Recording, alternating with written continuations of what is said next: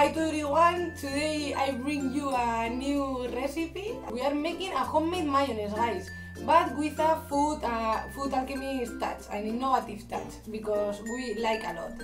But have you ever seen what happens inside a mayonnaise? Is a magic sauce or is science? Well, some chemical reaction happens inside the mayonnaise in this process, because sometimes we just need to know what occurs and what happens inside something to understand the results outside, no? I look like a philosopher sometimes, but no. Well, but let's go to a mini theoretical class and then we are going deeper into practice. In the kitchen, we are surrounded by a lot of ingredients that have science behind. For example, do you know what have in common a pesto, a butter, milk, and a cream? Okay, they are emulsions. And an emulsion is an homogeneous mixture of two or more immiscible liquids. Immiscible means that they cannot mix well between each other because they tend to separate. So in an emulsion, one liquid is going to be dispersed in other liquid. So we are going to have two phases, the continuous phase and the dispersed phase. Depending on the phases, we are going to have two types of emulsion. But come with me and let's draw. Okay, so the emulsion is the mixture of two immiscible liquids. Immiscible means that they cannot mix well between them. So we are going to have an aqueous phase and an oil phase. And even adding some energy over the time, these phases are going to separate. So within these emulsions, we distinguish two types.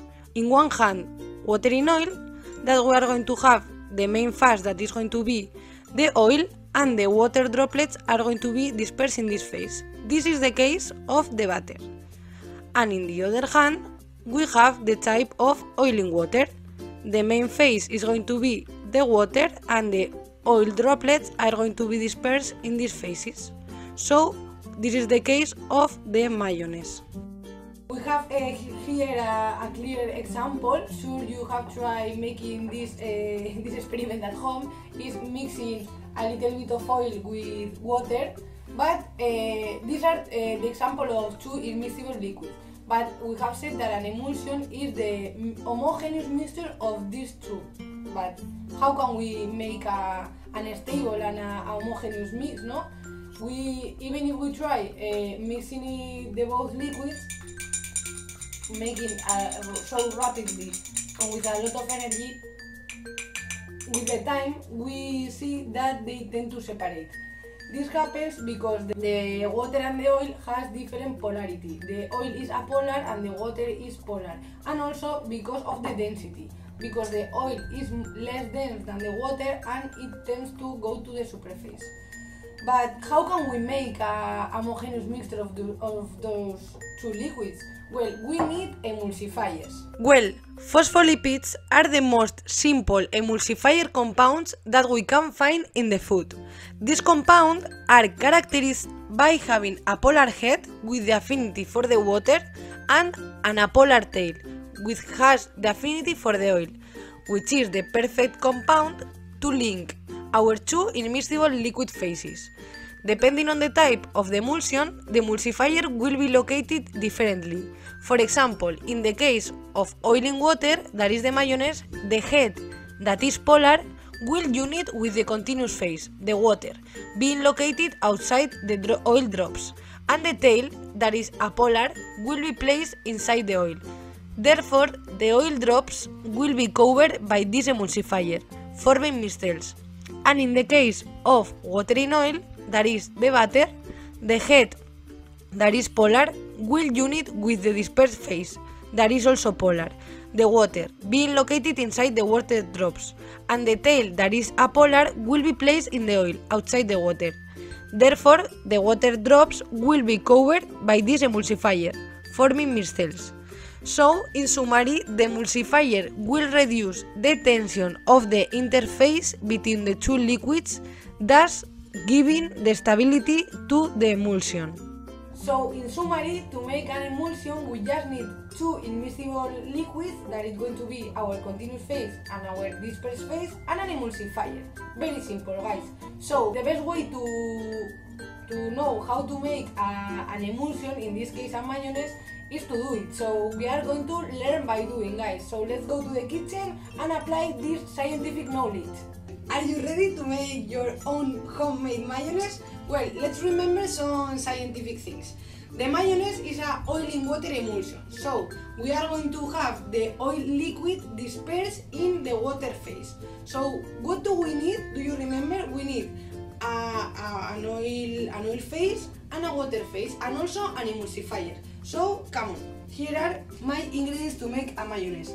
First of all, we need, and very important in this recipe, we need an egg. The egg is going to play an important role in this recipe because it's going to be our continuous phase, our water phase, and also the emulsifier. So out of 3 we have in the egg 2. So the egg is compound 50% in his total volume of water, and we can distinguish 2 parts in the egg, as you know, the white part and the yolk. In the white part we have some proteins and water, such as ovalbumin, lysozyme, and in the yolk we have the phospholipids such as lecithin. That lecithin is going to be our emulsifier.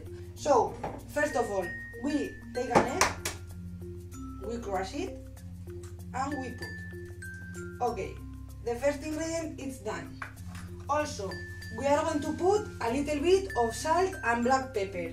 Okay, so we take here and we put just a little bit to make a very flavored mayonnaise, guys. Then we have here a vinegar that is going to lower the pH of our emulsion. So having a lower pH will be more stable the emulsion. So it's going to be better in the time. So we put a little bit of vinegar, just a little bit. We close, and also of course the main and also the more desperate ingredient is going to be the oil, because it's going to be the other liquid. So we have in the egg the continuous phase and the emulsifier, and here the other phase, that is the dispersed phase, that is going to be oil is going to be dispersed in the water. So but before adding the oil to our mix, we have to take an electric blender, put on the bottom, and start to mix it, and put little by little, guys, the oil to not saturate our emulsion. So we are going to start.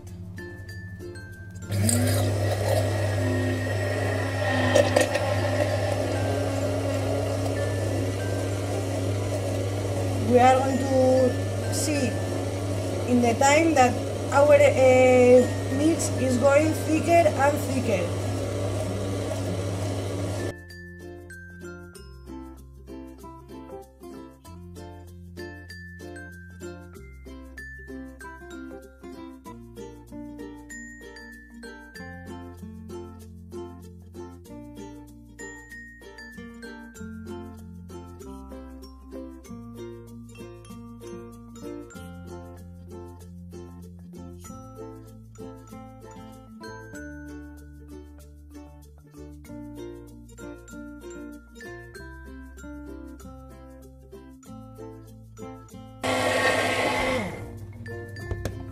You can see.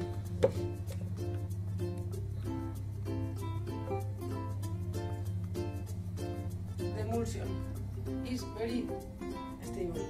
So we are going to put this here, and as you know that we are the food alchemist team and we love putting innovative things, we are going to the table. Now it's time to play.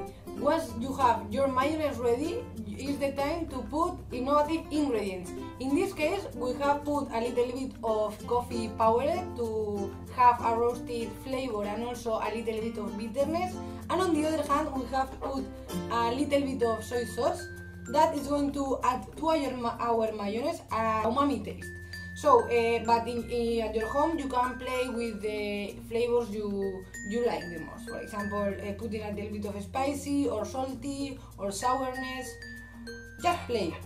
The kitchen is to play. So, here we have our mayonnaise, you can see that the texture of our mayonnaise is thick.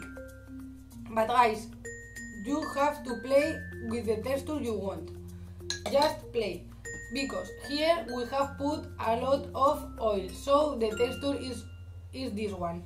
But sometimes happens in making homemade mayonnaise that the mayonnaise breaks down. Why happen this? Because maybe the ingredients has not been well mixed, or that the oil has not been well dispersed in the water phase. But if it happens this, don't throw your mayonnaise away. Just stop and think a little bit. If there is too much oil, what do we need? We have said before that to mix the two phases, that is the oil phase and the water phase, we need emulsifier. So if we have a lot of oil phase, just put more emulsifier and your emulsion is going to be stable. So just put the yolk of the egg and it's going to be ready, your mayonnaise. So this is the perfect ingredient to pair your dishes at home. For example, our workmate Paco has used the coffee and soy sauce mayonnaise to pair with a roasted chicken. You can make the same at your home. For example, to pair the mayonnaise with some roasted vegetables to make a sandwich or whatever you want. Just try, because the mayonnaise, guys, is very tasty and flavorous. So I dare you to make the most weird mayonnaise at your home and to share the results with us in the Facebook page Future Food Italia. Let's play and experiment in the kitchen, so see you in next videos.